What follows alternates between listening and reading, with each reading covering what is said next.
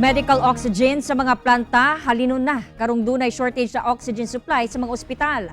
Samtang gisugdan na ang pag-operate sa bagong oxygen plant sa Southern Philippines Medical Center. Kiniiguban pa nga balita hatod ni Argel Relator.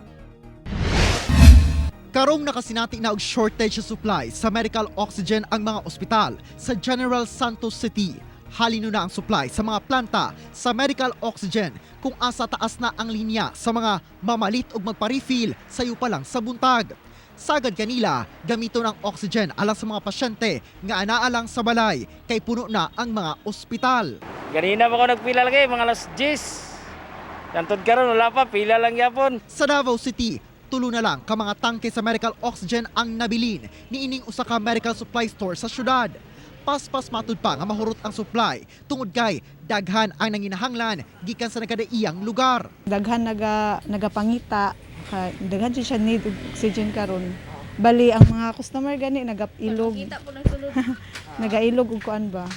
Baga need jud sila oxygen. Sa karon, paigo pa ang supply sa oxygen sa Southern Philippines Medical Center. Gawa sa ilang tulo ka mga private suppliers sa oxygen. Doon na sab sila'y kaugalingong oxygen plant ug doon na pa'y usa ka bagong oxygen plant nga nag-operate na. Niabri ang hyperbaric oxygen plant that can produce 300 tons. Katong old na mong generator, old na oxygen plant, duha ka bug, that has 6 generators can produce 875. Hinoon, dili matud pa magkumpiyansa ang SPMC sanglit kada adlaw na nagaabot ng mga pasyente nga nanginahanglan og supplemental oxygen. Mas taasab kuno ang ihap sa mga naka-high flow oxygen nasal cannula kung itandi sa naka-mechanical ventilator. Sumala pa nga makahurot og 10 to 12 tanks sa oxygen matag adlaw ang pasyenteng naka-high flow oxygen ug naka-mechanical ventilator.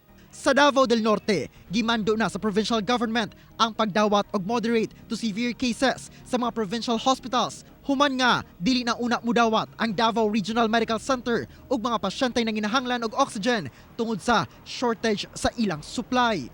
Naka-reserve ka og enough number of yes po. Ang nahibalaan ako na kay reserve nga 5,000 tangki ka oxygen. Kauban si Mel Colmenares sa kamera. Ako si Argel Relator para sa One Mindanao. Mas gipalapdan pa ang sektor nga ginakater sa People's Park sa Davao City alang sa mga buot magpabakuna. Gani nagpadayon sab ang ilang pagdawat og walk-in. Ani report. Ubay-ubay ang nag-walk-in sa People's Park sa Davao City. Nga buot magpabakuna, ang uban naabtan sa cut-off. Apan, magpaabot paghihapon kay namasin nga dunay mabakante. Sukad sa milabayng simana, nagadawat og walk-in ang maong vaccination site kada Lunes hangtod Biyernes lang. Kining 58 anyos nga si Nanay Ada ang usa sa mga nagpabakuna. Karon pa siya nagpa-vaccine kay karon pa sab siya na bakante. Gusto ko kanang makuha ng akong pamilya kanang dili matakdan og sakit, tapos para pod lakaw-lakaw na ta sa bisan asa. Gawa sa mga PWD, senior citizen, miyembro sa Badjao community, beneficiary sa magnegosyo taday ug trabaho Davaoenyo, naga-cater na sab sila og PUV drivers, street vendor, mga kargador, laborer ug uban pang informal income earners aron mapaspasan ang rollout sa bakuna.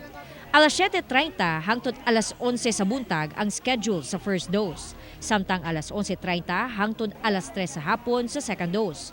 Magdala lang og Safe Davao QR code ug valid ID.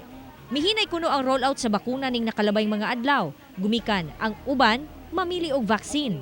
Remind lang ta sa tanan nato mga kaigsuonang Davaoenyo na dili na mamili og brand sa bakuna because in this pandemic every day counts. As of September 4, sobra 620,000 na ang naka-first dose, samtang kapin 348,000 sa second dose.